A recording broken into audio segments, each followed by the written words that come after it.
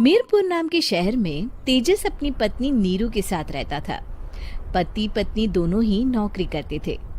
एक दिन तेजस गांव अपनी माँ के पास फोन करता है। हेलो, प्रणाम माँ। जीते रहो माँ, तुम दादी बनने वाली हो हैं? अरे वाह, ठीक है बेटा, मैं कल ही आती हूँ। जब माँ जी शहर पहुंची तो बेटे बहू ने बहुत अच्छे से स्वागत किया। लीजिए माँ जी, चाय। अरे गर्मा गर्म पकोड़े ले आओ माँ के लिए। नीरू रसोई में गई और 2 मिनट में ही पकोड़े ले आई। जी ये लीजिए। बहू, जादू से बनाए हैं क्या? अभी तो रसोई में गई थी। यम्मी। माँ जी, शीला रसोई में पकोड़े तल रही है, मैं बस लेकर आई। हे भगवान, मेरा धर्म भ्रष्ट कर दिया तूने। अब तो गंगा जल से शुद्धिकरण करना होगा। दूसरे दिन, माँ जी मैंने नाश्ता बना दिया है, ऑफिस जा रही हूँ। पर अभी तो घर का सारा काम पड़ा है। शीला आती ही होगी, झाड़ू पोछा बर्तन कपड़े वो सब कर लेगी। हमारे जमाने में घर का सारा काम हम ही करते थे। जी माँ जी, आप बहुत होशियार हैं, मैं घर ऑफिस दोनों नहीं संभाल पाती। तो जरूरत क्या है घर से बाहर जाकर चाकरी करने की? वैसे भी घर का काम खुद करने से घर में बरकत आती है, समझी? पर माँ जी। पर वर कुछ नहीं, इस महीने की पगार मिले फिर ऑफिस बंद। हाँ। रात को नीरू तेजस से कहती है, सुनिए जी, माँ जी बोल रही थी कि मैं नौकरी छोड़ दूं। वैसे ठीक ही तो है, अभी तुम्हें आराम की जरूरत है। फिर भी आराम कहाँ, शीला को छुड़ाने के लिए बोल रही थी। तो अब 24 घंटे में इतना काम तो कर ही सकती हो। पर जॉब पसंद है मुझे, घर पर मन नहीं लगेगा।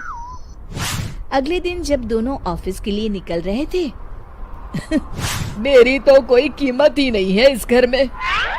माँ जी, आजकल महंगाई बहुत है, रहन सहन भी बदल गया है, दोनों नौकरी करते हैं तभी ठीक रहता है। अच्छा, तू कहना क्या चाहती है? मेरा बेटा तुझे बिठा के खिला नहीं सकता? तू ही इस घर का खर्च चला रही है, हैं? नहीं माँ जी, मेरा वो मतलब नहीं था। मतलब खूब समझती हूँ, ये बाल धूप में सफेद नहीं किए मैंने। हाँ। अब तो ये रोज का काम हो गया था। तेजस भी रोज की झिकझिक से परेशान हो गया था।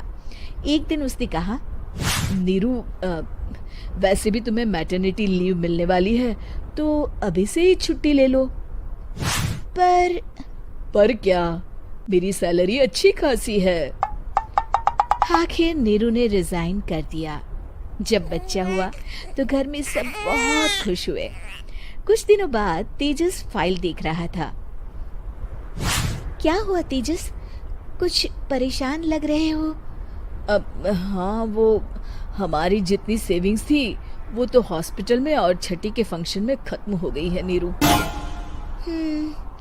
और अभी वैसे मंदी चल रही है तो मैं बोल रही थी कल मुन्ना को हेपेटाइटिस का टीका लगवाना है।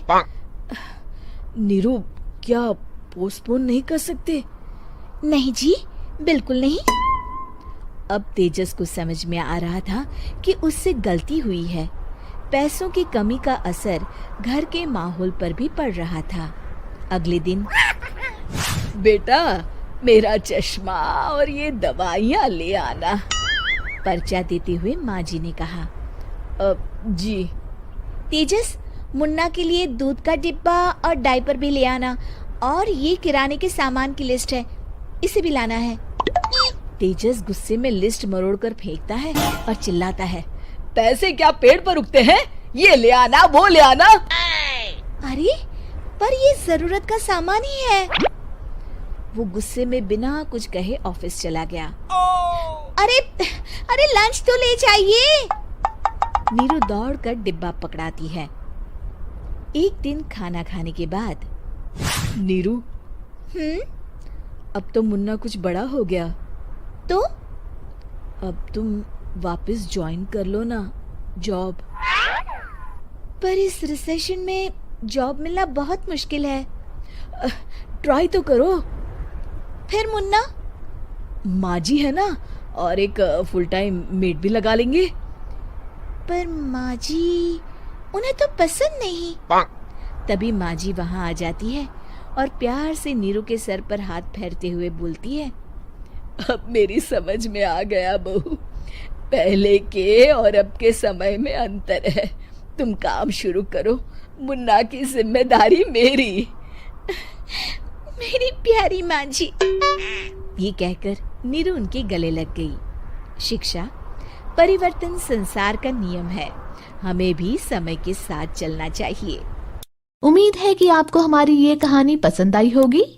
कृपया हमारे चैनल को सब्सक्राइब करें और सभी अपडेट्स के लिए बेल आइकन जरूर क्लिक करें। और हाँ, वीडियो लाइक और शेयर करना मत भूलिएगा। Bye bye.